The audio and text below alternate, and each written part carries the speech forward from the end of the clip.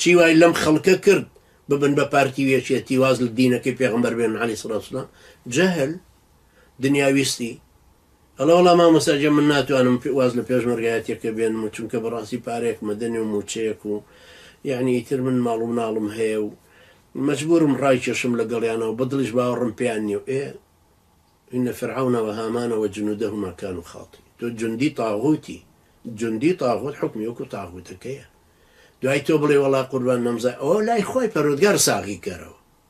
ئەمما لە ئەحکامی دنیایە جوندیەکان حکمی تاغوتەکەیانە ئەو تاغوتە ملهوڕە تۆ حافظ قورئانیش بی تۆ جوندی ئەوی ئەم تاغوتە چۆن ئەیتوانی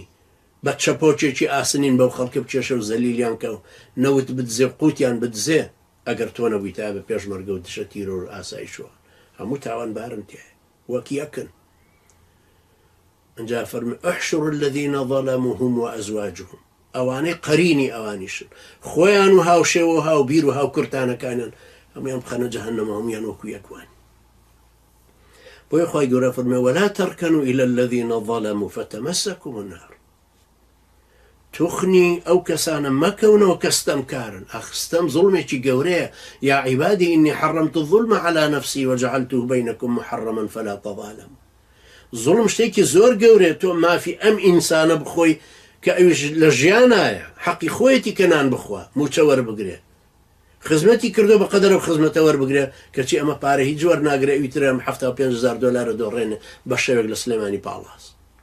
إيه شو أنا ما نوكويك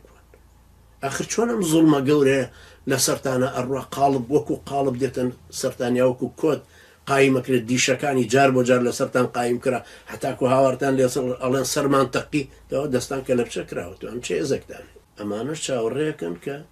عەزابی خۆیان بێتە سەر یعنی هەڕەشەیە ئەمە هەڕەشەیە کە بەتەئکید ئاوا بڕوا عەزابی خوای گەورەتان دێتە سەر و بەو شێوەش دێتە سەرتان هەروکو کە چۆن هات تووشی ئەو عشائران أو خلقي تري قوم كاني بيشوتر تامب